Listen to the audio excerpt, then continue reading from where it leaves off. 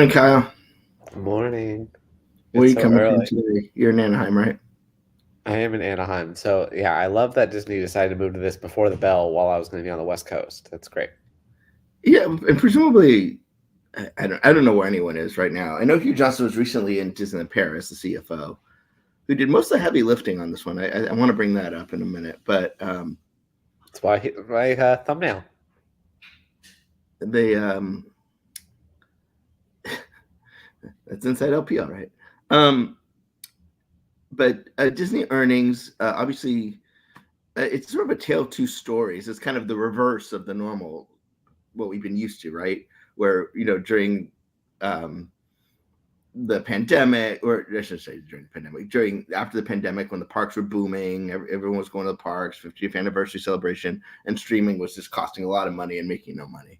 Well, now it's kind of reversed, whereas the streaming business has turned profitable for the first time, and the parks are still doing okay, but they're starting to see some softening.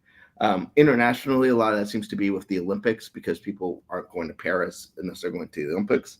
So flights are more expensive. The whole thing is more expensive. So people, the same thing happened. I know here in LA and in Anaheim during the '84 Olympics, like the 2 weeks, the 16 days of glory, as they say, where Disneyland was a ghost town.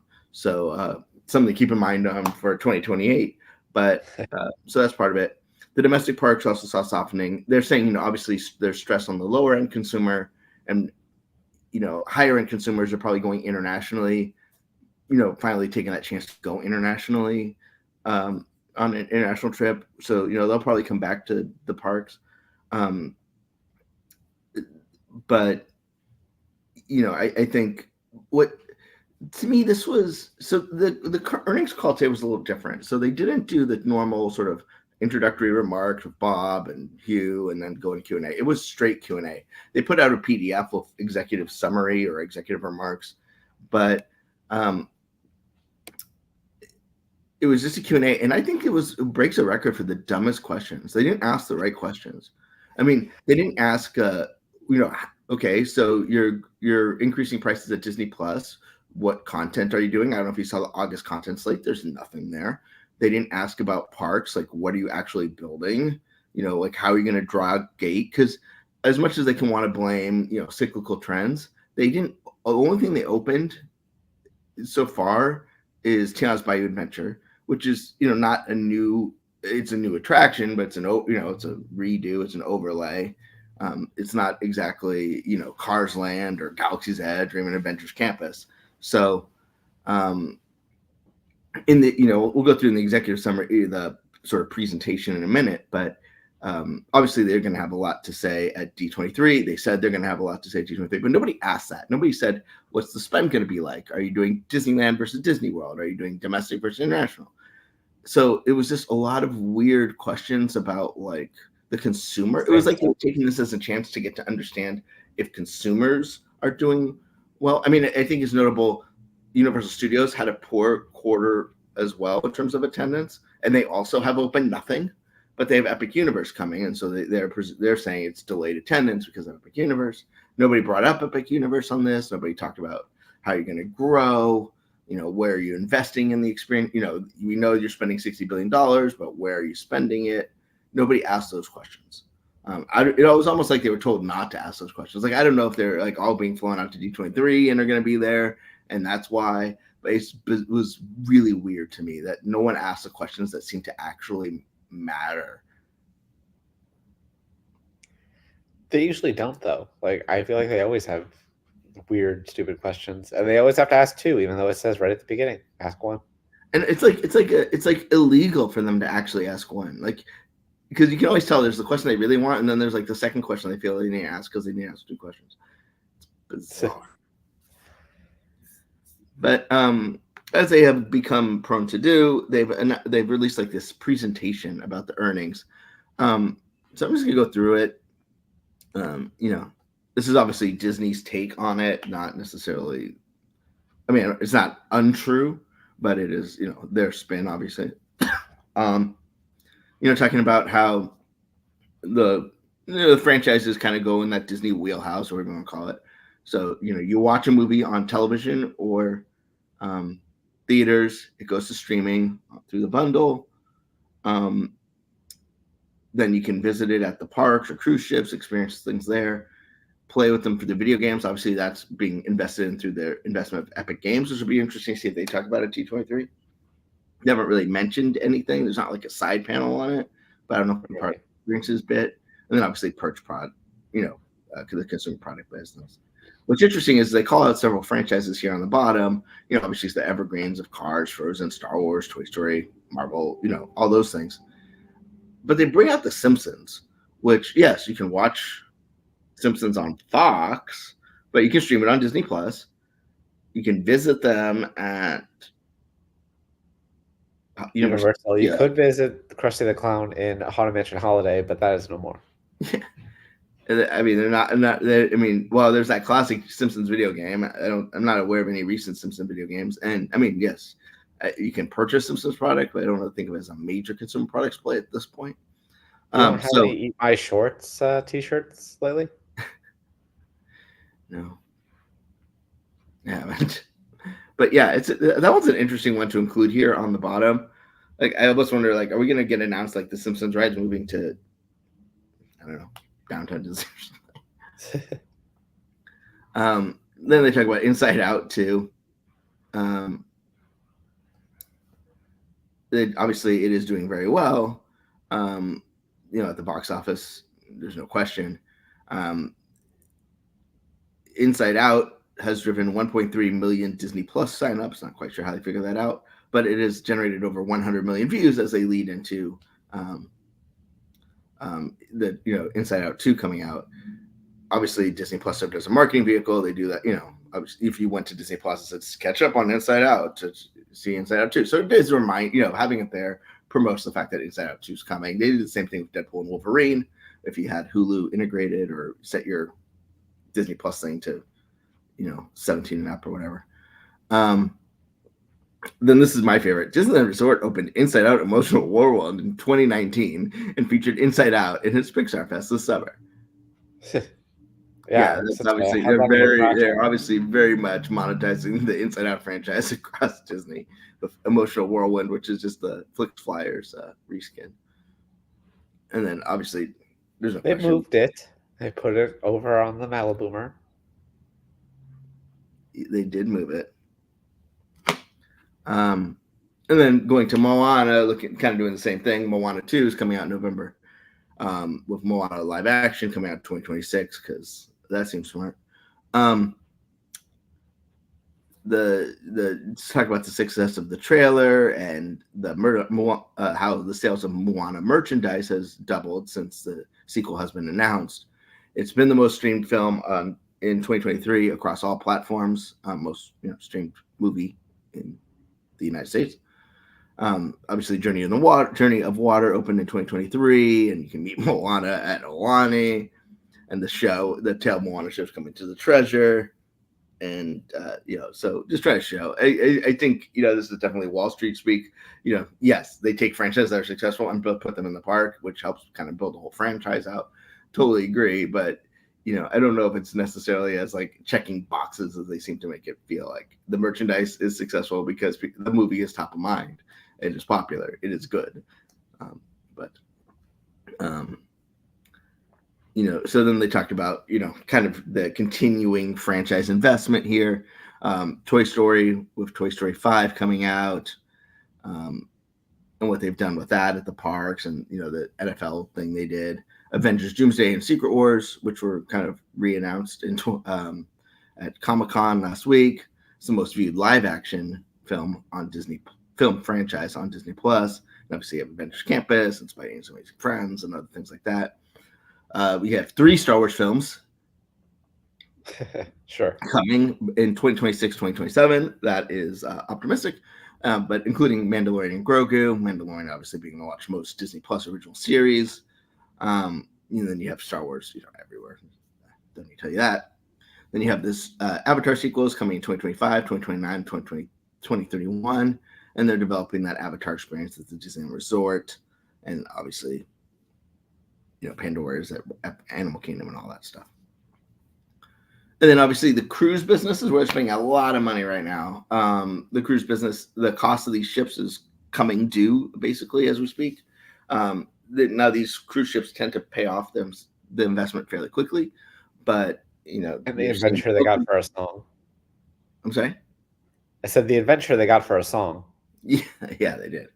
But so they're just showing how the franchises are there. We obviously know about what the Wish has, the Treasure. We've seen the Destiny. We now have an idea of Hercules, Lion King, 101 Dalmatians. That very vibrant franchise, and so on and so forth. And the Adventure as well will have sort of broader franchise strokes when it sells out of Singapore.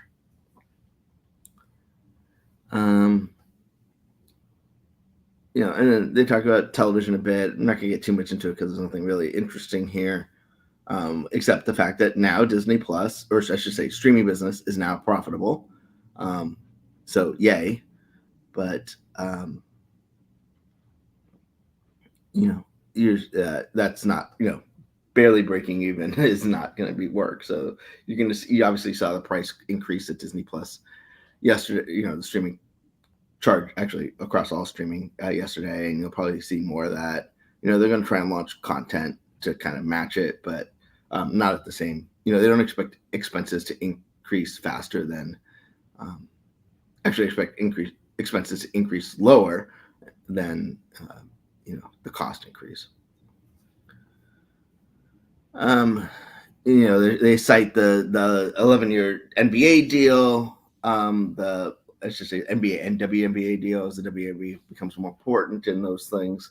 The college football playoff, the ESPN title on Disney Plus is expected to launch in December 2024, with the flagship ESPN product launching in 2025, and Venue, that sort of Frankenstein slimmed down bundle between ESPN, Fox, and Warner Brothers Discovery is going to launch in the fall.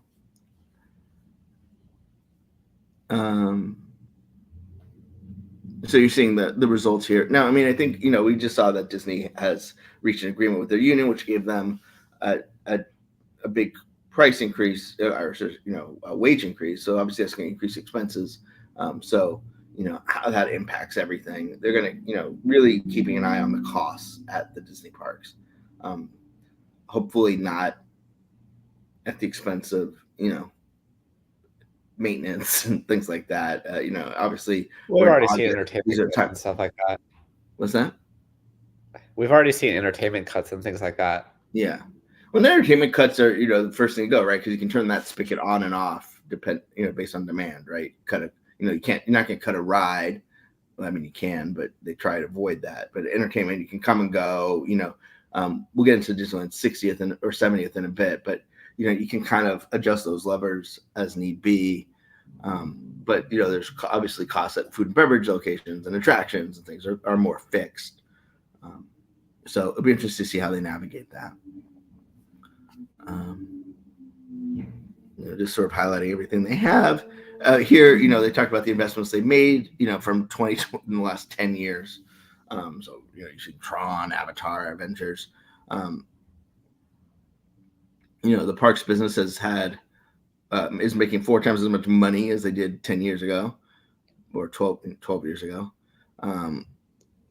But looking ahead, obviously we know we have World of Frozen, Zootopia, Lookout Key, and Tiana's by Adventure open this fiscal year. And then looking ahead, you have the Disney Treasure, the Adventure, the Destiny, the 3 cruise ships, plus Frozen at Disneyland Paris and the Avatar experience they've announced for Disneyland. Notably, that isn't a whole lot, but they did put a little thing in here that says the D23 Ultimate Disney Fan Event will take place August 9th through 11th and will showcase more upcoming attractions and experiences. It would help. Yeah. So you see the business results, revenue is up slightly, profit is up dramatically. As they kind of, they don't have the depreciation that they kind of took last year. Remember, they had Star Cruiser, you had a lot of shows that were closing early, so there was a lot of depreciation last year. So that really impacted profit. But earnings per share are up, so yay. But they're talking about some of the recent highlights, which I don't think we necessarily need to go into because we know them, such as Deadpool and Wolverine was a big deal. Shocker. You're looking at ARPU here. ARPU is actually down, which is annual average revenue per user, but they've been doing more bundling. So bundling obviously means you're supposed to gain subscribers at even a little bit of a lower price point. You're seeing this Hulu, and then so on and so forth. But I want to go through. This is to me always the most fun thing. It's the upcoming theatrical slate here. So you see Alien Romulus, A Real Pain from Searchlight, Moana 2. Skipping ahead, we got Mufasa the Lion King, which they expect to be pretty big. Lion King's huge internationally, even so that could be a big play there. America Brave New World, Snow White still on the schedule for March 21st. Thunderbolts Asterix, Untitled Disney is still here for May 23rd. Don't know what that is. Maybe we'll find out soon. It wouldn't surprise me if it's The Parent Trap 2, because we know that's filming. You got Elio, June 13th, Fantastic Four First Steps, a couple untitled films, Tron Ares in October. Blade is still on the schedule for November 7th, 2025. And never going to be one Blade. Yeah. Seems like that way, huh?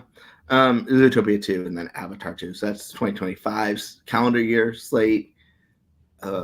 This will probably, I'm guessing this will be a little tweaked. Or at least some of these untitles will be revealed Friday.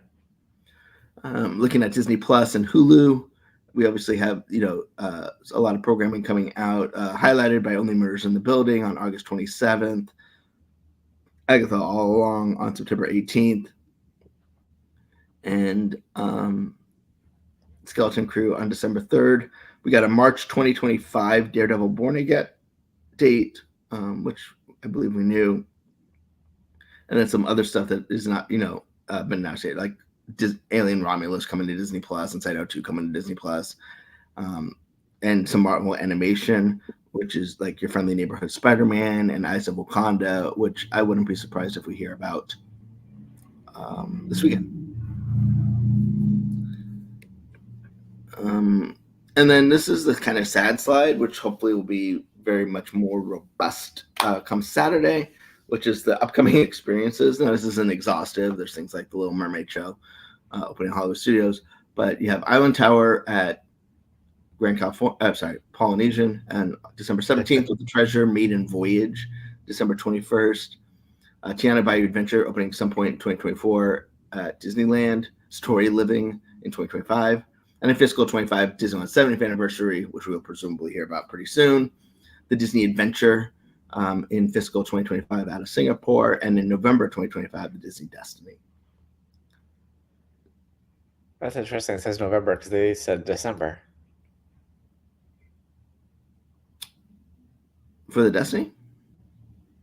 Yeah, December 2025. That's not November. So I don't know when it changed. But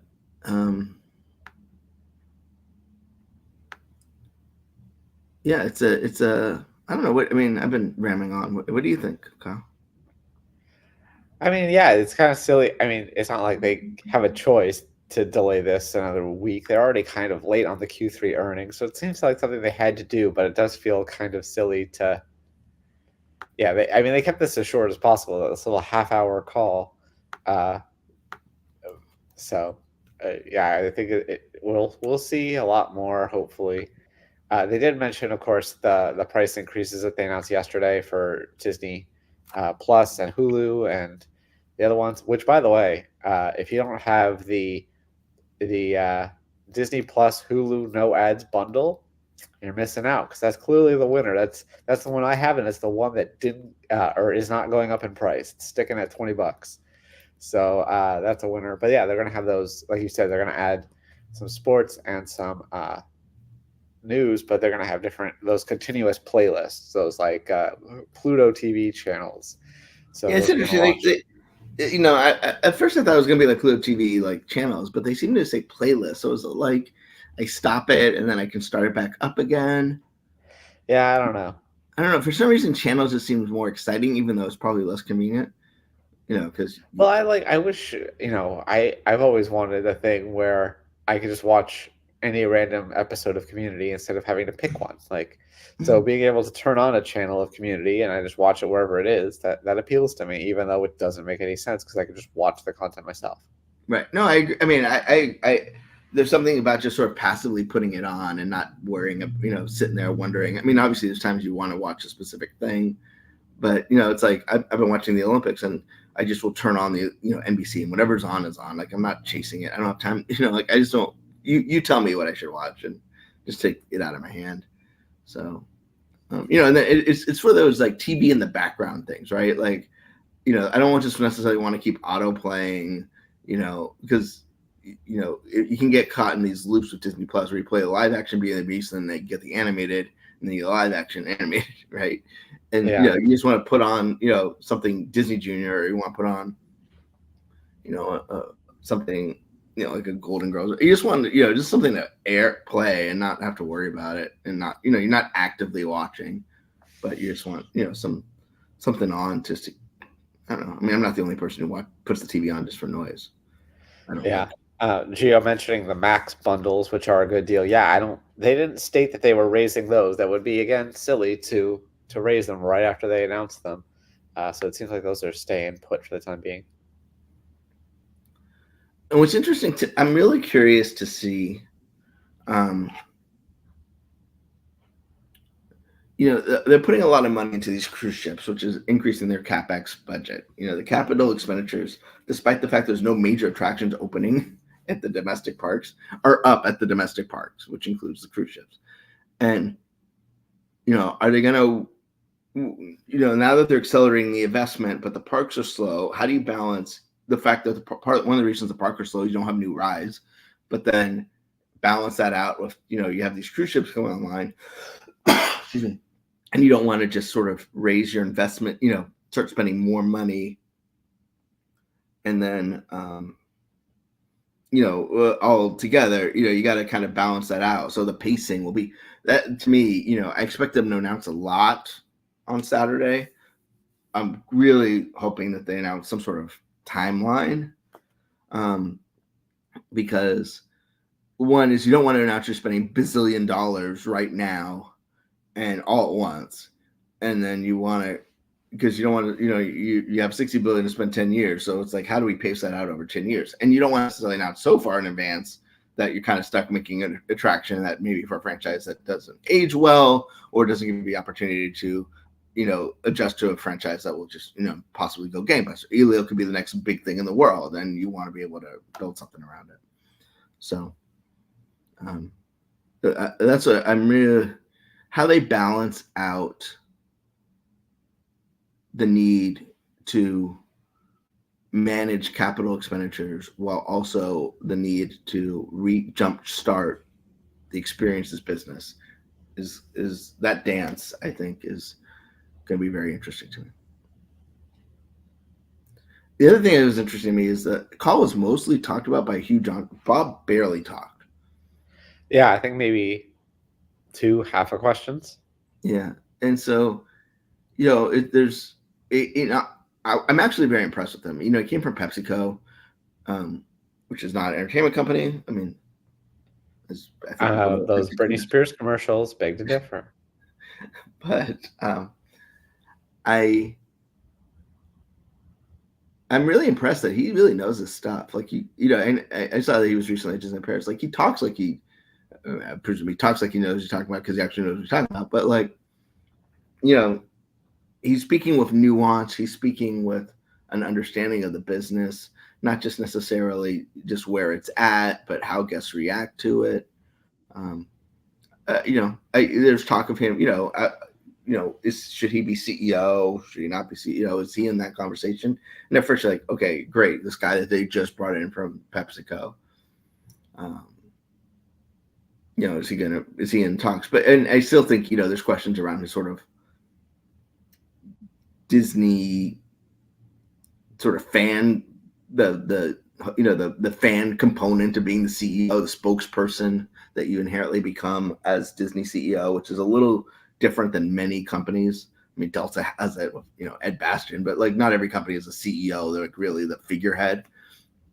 And so, there's question, can he do that? And maybe we'll find out this weekend. Is he around? Is he meeting people? It's a little different. It's a weird job because CFO is not normally like the guest. It's not like a Josh Tomorrow where you're at the parks or even a studio head where you're doing that bit, So, you're not. He doesn't have a presentation at D23 because he's the CFO. But, and I mean, that does seem to. I mean, one of the things I learned is that does seem to matter more. It just changes the narrative when the whole fan community is against you, whether right or wrong, and so it'll be interesting to see that conversation in the months ahead. You want to talk a little bit about, as we talked about what's coming up at D23, but you want to talk about some of the stuff so far real quick? Yeah, sure. So we went to so they've been doing this thing where it's a full week minus Wednesday of activities. So Sunday we had Angel Game at D23. I got this bobblehead that Alex has conveniently placed right here for me. And they had some Disneyland cast members throughout the first pitch. They had a little sort of reception specifically for D23 members who bought tickets through D23. So it was a lot of fun. It was hot as heck, but it was neat because you had the baseball game happening. And there were sections that were kind of D23 sections at the ballpark. It was just neat, baseball's not exactly the fastest paced game. You can just like, oh, what brings you here? And and sort of bond over baseball, bond over Disney at the same time. It's neat. Nice. And then Monday, they had Disney's been partnering with the Street Food Cinema to do these screenings throughout the year. At Anaheim's Pearson Park, they did a screening of Incredibles. That one was a little less impressive. You could tell that they said, oh, there's gonna be a presentation, which was a costume contest. There were 2 food trucks. They had a Munchlings sort of van, which I hadn't seen before, which was kind of interesting. Trader Joe's was there. They gave me free cookies. So it was fine. It was a nice community event, not exactly barnstorming. And then yesterday you went to the packing district, right? Yeah, I went to the D23 night at the packing district, and it was quite busy. The Uber driver even commented on it when she picked me up. She's like, wow, there's a lot of people here today. But yeah, so they had, it was also kind of in conjunction, they had their, I think it was Taste of the World, a tasting pass sort of thing. Because if you don't know, the packing house has I don't even know how many different food stalls, but there was a ton of food in there. And you could buy a pass, and kind of like they do at California Adventure, except with fewer choices. Like each restaurant kind of has and not even every restaurant, they just have a little sample thing that you can trade in your tabs for. So that was fun. That was part of it. And there was a DJ spinning. I saw Michael Vargo talking to people, hanging out upstairs. And then Ravensburger was there. Saw a lot of the same people that I just saw at Gen Con because they came over, and they were doing different game demos.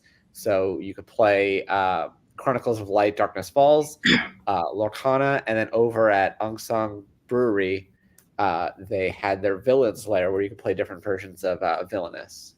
And there's also a trivia game inside of Unsung, which I didn't participate in, but I heard a little bit of it. They had a non-alcoholic beer, so I was able to try something at Unsung.